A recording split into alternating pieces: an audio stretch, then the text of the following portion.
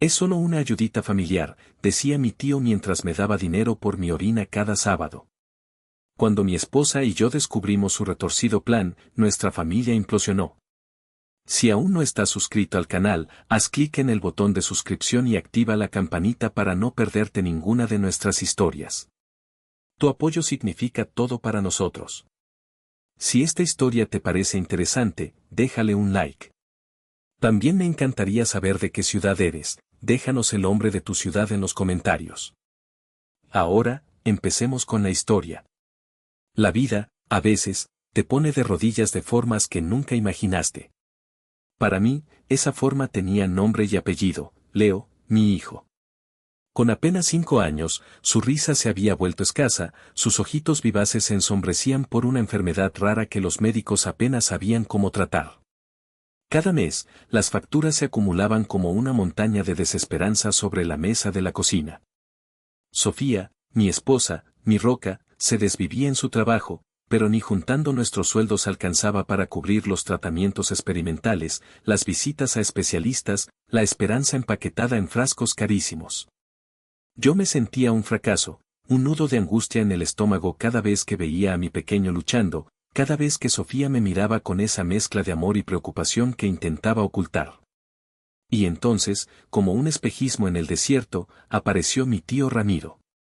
Siempre había sido el personaje de la familia, labia de vendedor de alfombras mágicas, traje un poco llamativo que olía a loción penetrante y un aire de importancia que nunca supimos de dónde sacaba.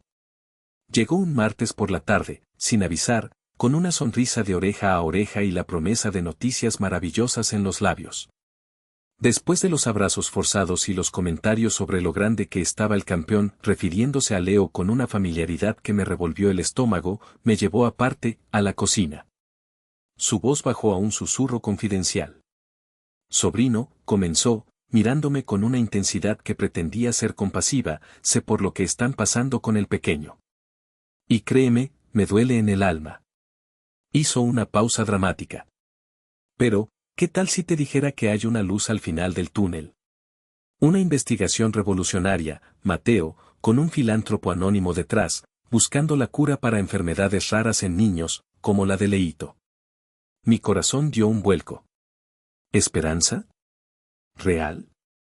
Verás, continuó, acercándose más, necesitan componentes biológicos puros. De un varón sano, joven, para calibrar unos equipos muy sensibles. Algo muy específico que solo tú podrías proporcionar. Ahí fue cuando la cosa se puso rara. Me explicó, con un montón de palabrería pseudocientífica, que necesitaban muestras de mi primera orina de la mañana. Cada sábado. A cambio, una suma considerable, 300 euros por muestra. 300. Semanales. Piénsalo, Mateo, dijo, sus ojos brillando con un fervor extraño. No solo te alivias económicamente, sino que podrías estar ayudando indirectamente a tu propio hijo y a muchos otros. Es un pequeño sacrificio por un bien mayor. Y, entre nos, añadió con un guiño, tu cooperación podría, digamos, abrir ciertas puertas para el tratamiento de Leo a través de mis contactos en esta fundación. La náusea compitió con la desesperada necesidad. ¿Mi orina? ¿Para salvar a mi hijo? Sonaba a locura, a estafa, pero la imagen de Leo, la mención de esos contactos, era un cebo demasiado poderoso. Para colmo, mi madre, Elena, a quien Ramiro ya le había vendido una versión edulcorada de la historia, Ramiro está ayudando a Mateo con un proyecto confidencial muy bien pagado, qué generoso es mi hermano. Me llamó esa noche. Su voz, llena de orgullo por la bondad de Ramiro, fue la estocada final. Acepta, hijo. Es una bendición. Tu tío siempre ha tenido un corazón de oro. Y así, con el alma en un puño, atrapado entre la esperanza fabricada y una repulsión que me quemaba por dentro, acepté. Acepté convertirme en el proveedor semanal de mi propia esencia. Por Leo. O eso quería creer. El primer sábado fue una tortura. Despertarme antes que Sofía, deslizarme al baño con el frasquito esterilizado que me había dado Ramiro, la sensación de clandestinidad, de estar haciendo algo sucio, incorrecto. La entrega fue aún peor.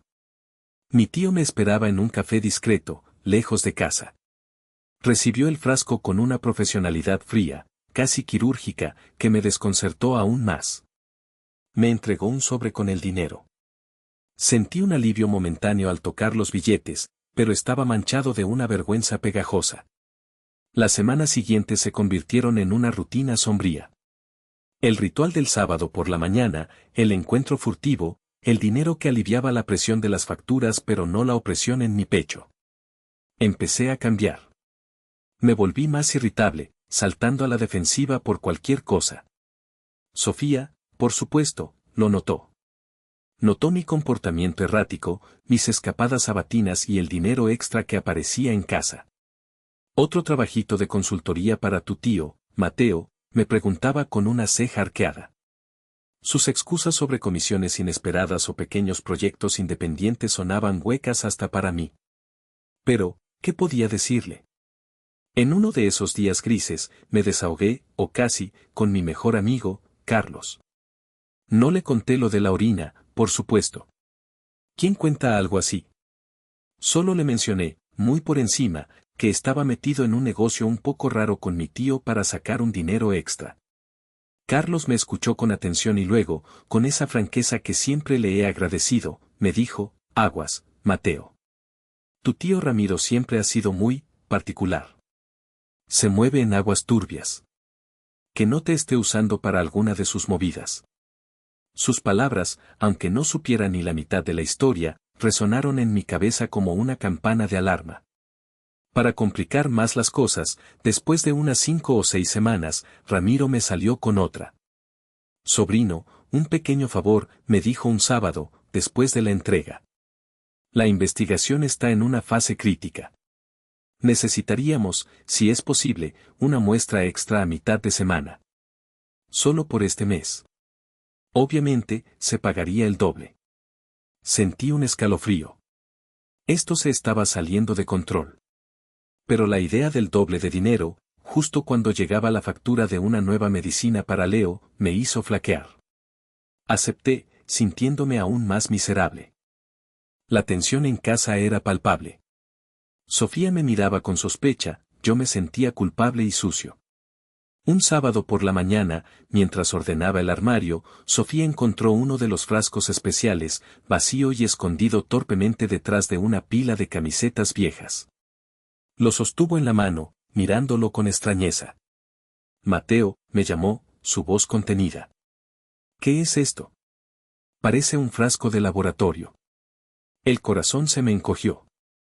Inventé rápidamente una excusa sobre un análisis de rutina que me había pedido el médico y que había olvidado desechar el recipiente. No sé si me creyó, pero su mirada me dijo que la cuerda de mis mentiras se estaba tensando demasiado. La fisura en el muro de mi secreto se había abierto, y sabía que era cuestión de tiempo antes de que todo se derrumbara. El día que todo explotó, Sofía entró en nuestra habitación con el frasquito en la mano, ese que había encontrado días atrás. Su rostro era una mezcla de confusión y una incipiente ira. Mateo, dijo, su voz firme, sin rodeos. Encontré esto. Y sé que me mientes sobre el dinero y tus salidas. No me vengas con más cuentos de análisis médicos. ¿Qué demonios está pasando con tu tío? No pude más. El peso del secreto, la culpa, la manipulación, todo se vino abajo. Me senté en la cama, derrotado, y se lo conté todo. La propuesta de Ramiro, la orina, el dinero, la supuesta investigación, la falsa esperanza que me había vendido para el tratamiento de Leo.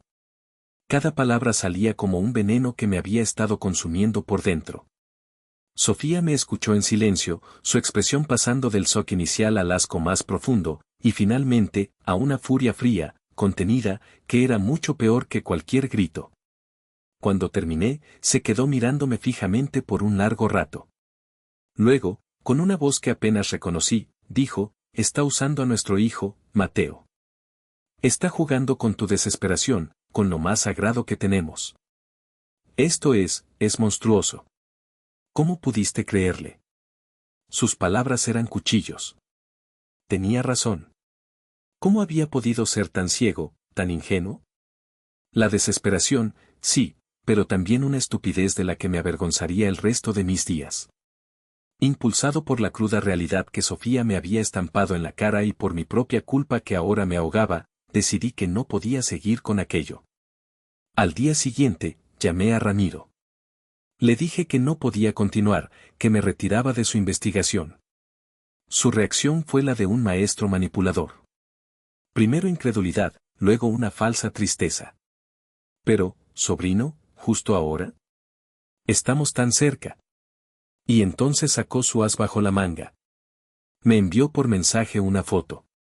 Un niño pequeño, sonriente pero con una evidente fragilidad en la mirada. Este es Dieguito, escribió. Uno de los primeros beneficiarios del estudio. Está mostrando una mejoría increíble gracias a los avances que hemos logrado, en parte, gracias a ti. Si te retiras ahora, Mateo, las esperanzas de estos niños, la de Dieguito, se esfumarán. Piénsalo bien. Me quedé mirando la foto, sintiéndome la peor basura del mundo. ¿Y si era verdad? ¿Y si mi asco personal estaba privando a ese niño de una oportunidad? Confundido, culpable, volví a ceder. Le dije a Ramiro que continuaría, por ahora.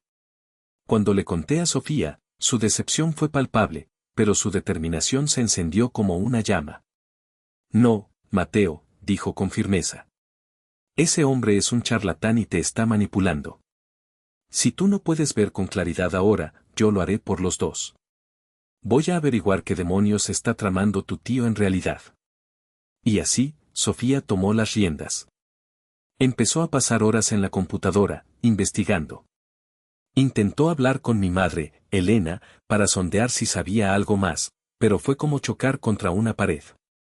Mi madre, leal a su hermano hasta la ceguera, acusó a Sofía de ser desconfiada, malpensada y de querer siempre buscar problemas donde no los hay. La llamada terminó en una discusión agria que tensó aún más el ambiente familiar. Pero Sofía no se rindió. Algo en la frialdad de mi tío, en la naturaleza de su petición, apestaba a kilómetros, y ella estaba dispuesta a remover cielo y tierra para descubrir la verdad. Sofía era una detective nata cuando se lo proponía. Empezó su investigación online con una tenacidad admirable. Rastreó el nombre de mi tío Ramiro, buscando cualquier conexión con fundaciones o investigaciones médicas. Lo que encontró fueron migajas de negocios fallidos en el pasado, pequeñas empresas que prometían mucho y desaparecían sin dejar rastro, siempre al borde de la legalidad, nunca cruzándola del todo, aparentemente. Luego amplió su búsqueda a curanderos milagrosos y terapias alternativas en nuestra ciudad y zonas aledañas. Un nombre empezó a surgir en foros discretos y comentarios casi ocultos: don Anselmo, un supuesto sanador que operaba desde una herboristería de aspecto modesto. Mientras Sofía navegaba por las turbias aguas de Internet, yo empecé a sentir una necesidad imperiosa de actuar. La conversación con Sofía, la manipulación descarada de Ramiro con la foto de aquel niño, me habían sacudido. Ya no era solo la incomodidad, era una sospecha activa, una rabia sorda. Un sábado, después de la entrega habitual, en lugar de marcharme como siempre, fingí que había olvidado las llaves en el coche. Esperé unos minutos y luego, con el corazón latiéndome fuerte, seguí a Ramiro a una distancia prudente. Lo vi entrar en una pequeña herboristería llamada Elixir de Vida, en un barrio algo apartado. El mismo don Anselmo que Sofía había mencionado. Desde la acera de enfrente, vi cómo mi tío le entregaba mi frasco a un hombre mayor, de barba canosa y aspecto de sabio de pueblo. Intercambiaron unas palabras y mi tío salió con su habitual aire de suficiencia. Esa noche, le conté a Sofía lo que había visto. Sus ojos brillaron. Tenemos que ir allí, Mateo. Tengo que ver ese lugar. Al día siguiente, Sofía fue a la herboristería, haciéndose pasar por una posible clienta. La sala de espera era pequeña, con un fuerte olor a incienso y hierbas secas. Mientras esperaba su turno para ver a don Anselmo, entabló conversación con otras personas. Fue así como conoció a doña Esperanza, una anciana viuda, de sonrisa dulce y manos artríticas, que le habló con una fe conmovedora sobre don Anselmo y su socio benefactor, un hombre muy amable, Ramiro.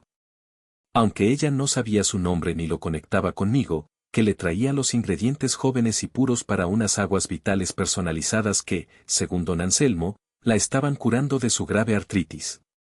Unas aguas, por cierto, carísimas, que la obligaban a gastar gran parte de su exigua pensión. Sofía escuchaba, sintiendo cómo se le helaba la sangre. Le preguntó a doña Esperanza qué eran exactamente esos ingredientes jóvenes y puros. La anciana sonrió con inocencia. Ay, hijita, eso es secreto del maestro Anselmo.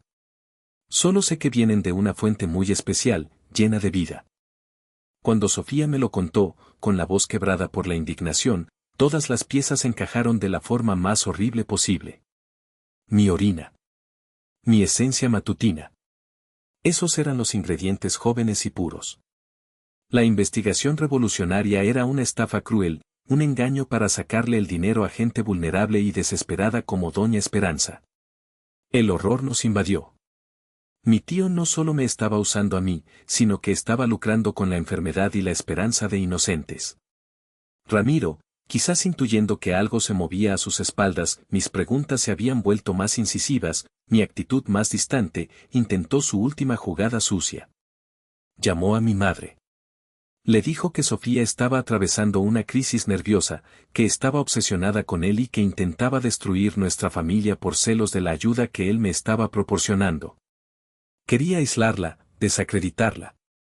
Pero ya era tarde. La verdad, por monstruosa que fuera, había empezado a abrirse camino. La historia de doña Esperanza fue la gota que derramó el vaso.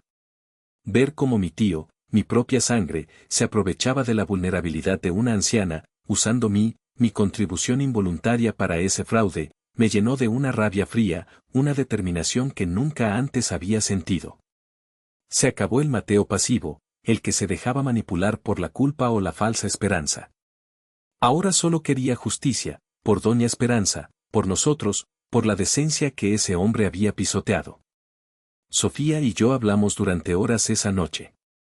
Una confrontación verbal no sería suficiente. Ramiro era un maestro de la negación, de la victimización.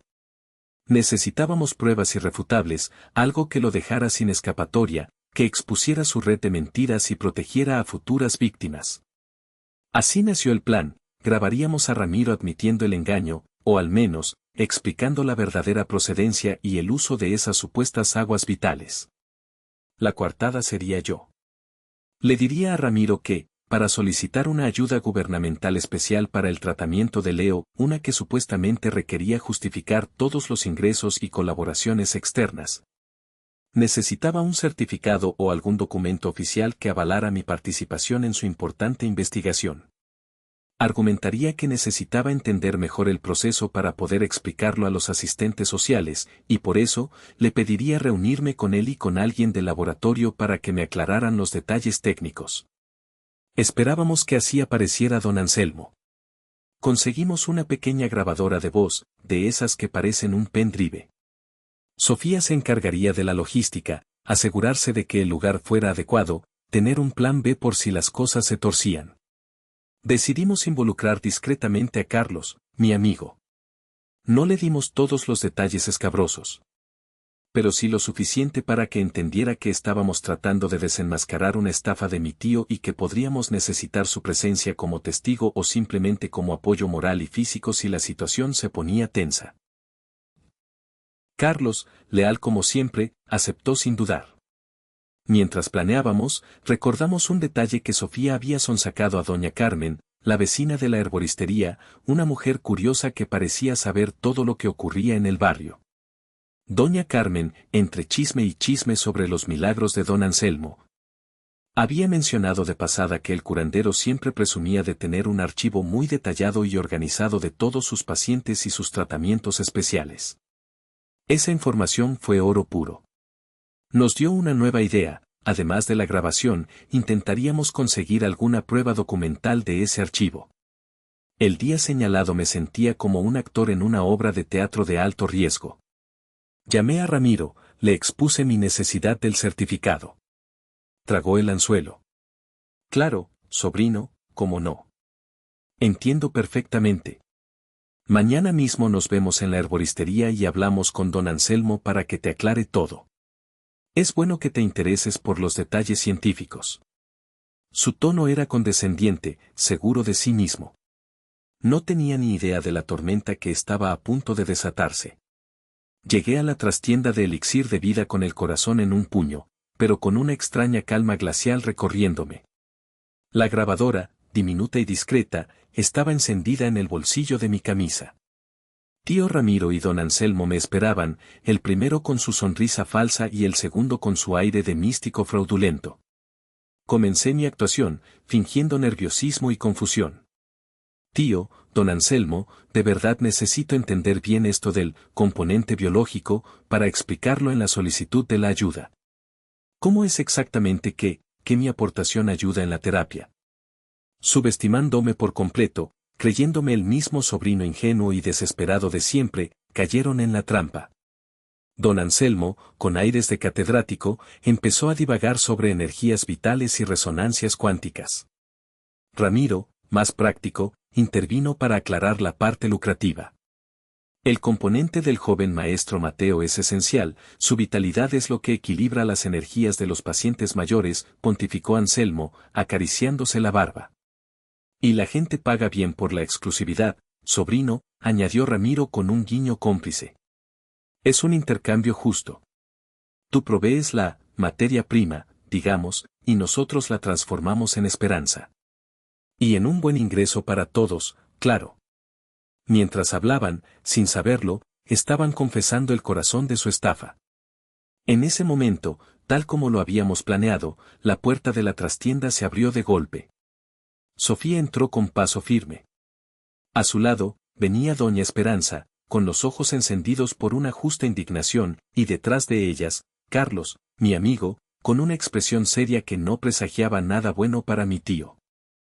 Así que esta es su investigación revolucionaria, par de sinvergüenzas, exclamó Sofía, su voz resonando en el pequeño cuarto. Ramiro y Anselmo se quedaron petrificados. Doña Esperanza, al escuchar las últimas palabras de la conversación que yo había estado grabando, se adelantó. Y me han estado engañando, gritó con una voz que temblaba de dolor y rabia. Ustedes dos, jugando con mi salud, con mis pocos ahorros.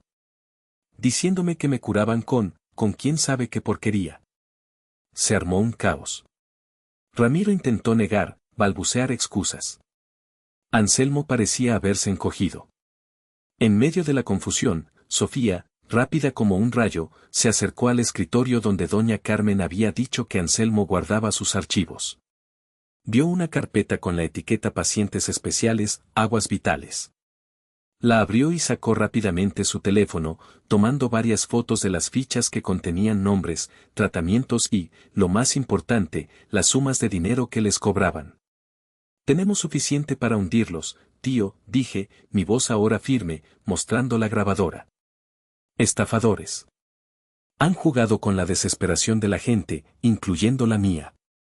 Carlos se interpuso entre nosotros y un Ramiro que parecía a punto de explotar o de huir. Vamos a llamar a la policía, anunció Sofía con calma. Y nos aseguraremos de que todos sus pacientes sepan la clase de basura que son. Esa misma tarde, nos aseguramos de que mi madre, Elena, escuchara la grabación. La sentamos en nuestro salón, con el corazón en un puño. Al principio, se resistió, acusándonos de crueles, de querer destruir a su hermano. Pero a medida que la voz de Ramiro, arrogante y cínica, llenaba la habitación, su rostro se fue transformando. La negación dio paso a la incredulidad, y luego a un horror profundo, silencioso. Cuando la grabación terminó, mi madre estaba llorando desconsoladamente. Su mundo, la imagen idealizada de su hermano bueno y generoso, se había hecho añicos. Fue uno de los momentos más dolorosos, pero también más necesarios, de todo este infierno. La verdad, al fin, había salido a la luz para todos. Las consecuencias para Ramiro y don Anselmo no se hicieron esperar. Aunque el proceso legal para recuperar el dinero de las víctimas fue lento y complicado, muchos eran ancianos y no querían más problemas, el escándalo fue suficiente para que su negocio se viniera abajo estrepitosamente. La herboristería Elixir de Vida cerró sus puertas en menos de una semana.